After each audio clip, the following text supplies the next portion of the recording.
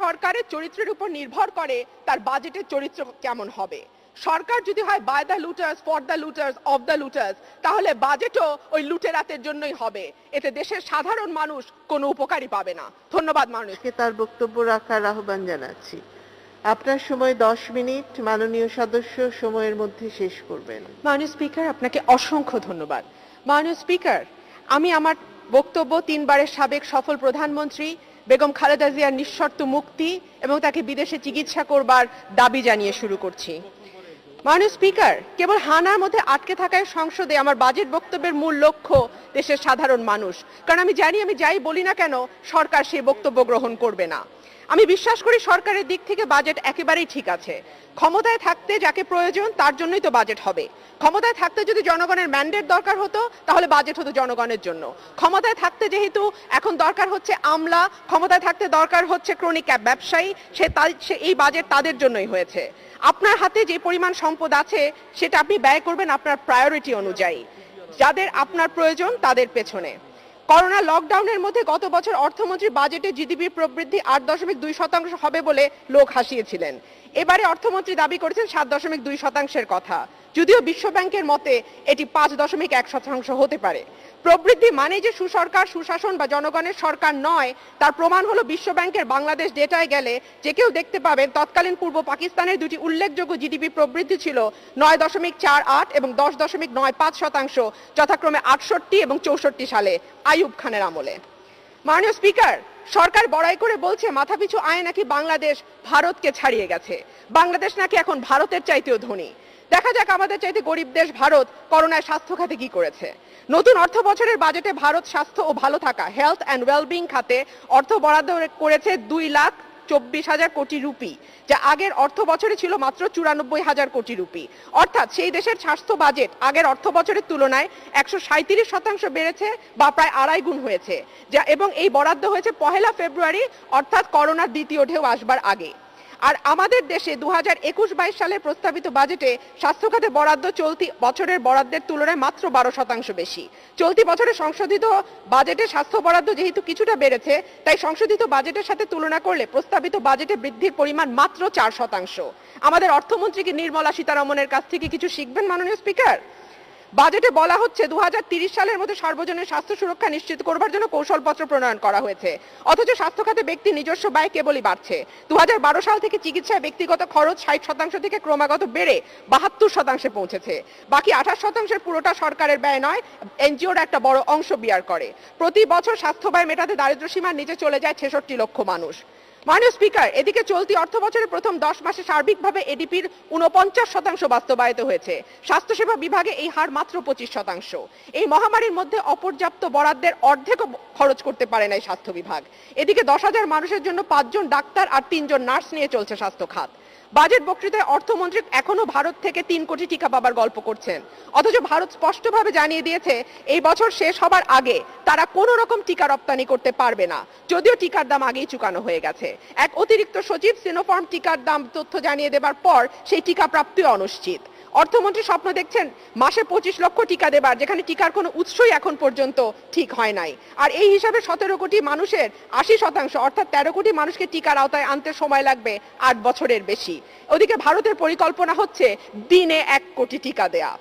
আগামী অর্থ বছরের প্রস্তাবিত বাজেটে কাগজে কলমে 1,07,000 কোটি টাকার বেশি বরাদ্দ দেখানো হচ্ছে সামাজিক সুরক্ষা খাতে, অথচ এতে আছে সরকারি কর্মকর্তা কর্মচারীদের অবসর ভাতা, গ্র্যাচুইটি, মুক্তিযোদ্ধা ভাতা, সঞ্চয়পত্রের সুদ, উপবৃত্তির টাকা, এমনকি প্রণোদনার জন্য দেওয়া ঋণের সুদে ভর্তুকির সমন্বয়ের অর্থ। এসব ক্ষেত্রেও কিছু দরিদ্র প্রান্তিক মানুষ সাহায্য পেয়ে থাকতে পারে, কিন্তু গুরুত্বপূর্ণ প্রশ্ন হচ্ছে গরিব মানুষকে টার্গেট করে কত টাকা বরাদ্দ হচ্ছে এই খাতে। বয়স্ক ভাতা, বিধবা ভাতা, প্রতিবন্ধী ভাতা, এরকম নানা শ্রেণীতে সমাজের প্রান্তিক মানুষকে ভাতা দেওয়া হয়। বর্তমান অর্থ বছরে এমন মানুষদের মধ্যে সামাজিক নিরাপত্তা ভাতা পেয়েছে 98 লক্ষ জন। আগামী অর্থ বছরে কিছু কিছু কর্মসূচির আওতা বাড়ানো হচ্ছে, এতে নতুন 14 লক্ষ উপকারভোগী যুক্ত হয়ে সর্বমোট সংখ্যা দাঁড়াবে 1,12,00,000। এদের পেছনে মোট বরাদ্দ বছরে সর্বোচ্চ 7,500 কোটি টাকা, অর্থাৎ জিডিপির মাত্র 0.22% প্রান্তিক মানুষের জন্য সরাসরি বরাদ্দ। মাননীয় স্পিকার, 2020 সালে সরকারি গবেষণায় দেখা গেছে সামাজিক সুরক্ষায় তালিকাভুক্তদের কমপক্ষে 46% ভাতা পাবার যোগ্য নন। কারণ তারা সামর্থ্যবান। আমরা দীর্ঘদিন থেকেই এরকম অভিযোগ দেখছি, সরকার এবং সরকারি দলের সঙ্গে জড়িত লোকজন দেশের দরিদ্রদের জন্য বরাদ্দকৃত ভাতা নিজেদের এবং তাদের আত্মীয় স্বজনদের নাম করে তুলে নেন। অর্থাৎ সামাজিক সুরক্ষায় প্রকৃত দুস্থ উপকারভোগীর সংখ্যা যদি আমরা বিবেচনা করি তাহলে সেটা দাঁড়ায় মাত্র 60 লক্ষ। মাননীয় স্পিকার, বেসরকারি সংস্থা পিপিআরসি এবং ব্র্যাকের এক যৌথ গবেষণা জরিপে দেখা গেছে করোনার অভিঘাতে এই বছরের মার্চে দেশে নতুন করে দরিদ্র হয়েছে 2,45,00,000 মানুষ। আর সানেম বলছে গত বছরের নভেম্বর ডিসেম্বরে দেশের দরিদ্র সীমার নিচে বসবাসকারী জনসংখ্যার অনুপাত ছিল 42%। অর্থনীতিবিদ অধ্যাপক ডক্টর আবুল বারাকাত সম্প্রতি দেখিয়েছেন 14 কোটি মানুষের দেশে 2020 সালে কোভিডের লকডাউনের ফলে শ্রেণী কাঠামো পাল্টে হয়েছে দরিদ্র 40%, মধ্যবিত্ত 50% আর ধনী আগের মতো 10%, যেটা আগে ছিল যথাক্রমে 20%, 70% এবং 10%। করোনা দেশের কমপক্ষে 20% মধ্যবিত্তকে দরিদ্র বানিয়ে দিয়েছে। অবশ্য অর্থমন্ত্রী বলছেন বিবিএস বা বিআইডিএস এর মতো সরকারি সংস্থার তথ্য ছাড়া তিনি মানবেন না। তাহলে সেই তথ্যগুলো দেই মাননীয় স্পিকার। ঠিক এক বছর আগে 2020 সালের জুন মাসের শেষের দিকে বিআইডিএস জানিয়েছিল ওই সময় পর্যন্ত অর্থাৎ গত বছর জুন পর্যন্ত দেশে 1,64,00,000 মানুষ দারিদ্র্যের কাতারে নতুন করে যুক্ত হয়েছে। আর করোনার আগে 2019 সালের নভেম্বর ডিসেম্বরে করা এক সমীক্ষায় বিবিএস জানিয়েছে শহরের 8% দরিদ্র পরিবার না খেয়ে ঘুমোতে যায়, 12% ঘরে খাবার নাই, 21% বেশি দরিদ্র পরিবারে পর্যাপ্ত খাবার নাই, আর সারাদিনে এক বেলাও খেতে পায় না প্রায় 3% শহুরে দরিদ্র পরিবার। করোনার সময় তাহলে পরিস্থিতি নিশ্চয়ই এর চাইতে আরো বহুগুণ খারাপ হয়েছে। আমার প্রশ্ন, বিআইডিএস এবং বিবিএস এর এসব তথ্য কি বিশ্বাস করেন আমাদের অর্থমন্ত্রী? মাননীয় স্পিকার, এই যে করোনার মধ্যে অর্থনৈতিক সংকট চলছে সেটার জন্য কেন বিআইডিএস বা বিবিএস কে দিয়ে নতুন করে জরিপ করানো হয়নি? আসলে তথ্য জানলে তো কাজ করবার প্রশ্ন আসে মাননীয় স্পিকার। তার চেয়ে অনেক সহজ হচ্ছে অস্বীকার বা ডিনায়ালের চর্চা আমরা দেখছি অন্য সব মন্ত্রীর মতো স্বাস্থ্যমন্ত্রীর ক্ষেত্রেও। স্বাস্থ্য খাতের সর্বব্যাপী দুর্নীতি যখন করোনার সময় মানুষের সামনে বেশি আসলো তখন স্বাস্থ্যমন্ত্রী স্বাস্থ্য খাতে দুর্নীতির অভিযোগ তোলা একটা ফ্যাশন বলে বিদ্রূপ করলেন। তবে তিনি এটাও বলেছেন তার মন্ত্রণালয়ের সাধু অন্য মন্ত্রণালয়ের কর্মচারীরা টাকা পাচার করছে। মনে পড়লো অর্থমন্ত্রী আবার টাকা পাচার কারা করছে সেই তথ্য জানেন না। বাজেটে করমুক্ত আয়ের সীমা আগের মতোই 3 লাখ টাকা রাখা হয়েছে। করোনার মধ্যে সাধারণ স্বাস্থ্য সুরক্ষা সামগ্রী এবং সন্তানদের অনলাইন ক্লাসের জন্য digital device, internet data, electronic gadget ইত্যাদি কেনা খাতে খরচ অনেক বেড়েছে। নানা দফায় গণপরিবহন বন্ধ থাকার কারণে বেড়েছে যাতায়াত ব্যয়। সহজে শনাক্ত করা যায় বলে চাকরিজীবী মধ্যবিত্তদেরকেই আয়করের প্রধান টার্গেটে পরিণত করা হয়েছে। শিক্ষা মানুষের মৌলিক অধিকার মাননীয় স্পিকার। দেশের মধ্যবিত্ত পরিবারের সন্তানদের অনেকেই বেসরকারি বিশ্ববিদ্যালয়ে পড়ছে। ট্রাস্ট আইনের অধীনে পরিচালিত বিশ্ববিদ্যালয়গুলোর উপর আয়কর বসানো বেআইনি এবং এটা আখেরে ছাত্রছাত্রীদের টিউশন ফির উপর ধার্য হয়ে তাদের জীবনকে দুর্বিষহ করবে। করোনার সময় দেশে স্থায়ীভাবে ফিরতে বাধ্য হওয়া কমপক্ষে 5 লক্ষ প্রবাসীর জন্য এই বাজেটে কিছুই করা হয়নি মাননীয় স্পিকার। গত বছরের জুনে প্রবাসীদের কম সুদে ও সহজ শর্তে ঋণ দেওয়ার জন্য মাত্র 700 কোটি টাকা বরাদ্দ করা হয়। এর মধ্যে সরকার থেকে ছাড় হয়েছে মাত্র 250 কোটি টাকা, আর গত মার্চ পর্যন্ত বিতরণ হয়েছে আরো কম 148 কোটি টাকা। যাদের শ্রম এবং ঘামে বৈদেশিক মুদ্রার রিজার্ভ নিয়ে আমাদের এত ফুটানি, তাদের পাশে কিন্তু দাঁড়ায় নাই সরকার। সব মিলিয়ে মধ্যবিত্তকে পরিণত করা হচ্ছে এক বিলুপ্ত প্রজাতিতে। মাননীয় স্পিকার, প্রস্তাবিত বাজেটে দেশীয় শিল্প এবং ব্যবসার ক্ষেত্রে বেশ কিছু নীতি সহায়তা লক্ষ্য করে কেউ কেউ বাজেটকে বিনিয়োগ বান্ধব বাজেট বলছে। তবে মানুষের ক্রয় ক্ষমতা বাড়াতে না পারলে কোনো সহায়তাই ব্যবসায় প্রকৃত সহায়তা হবে না।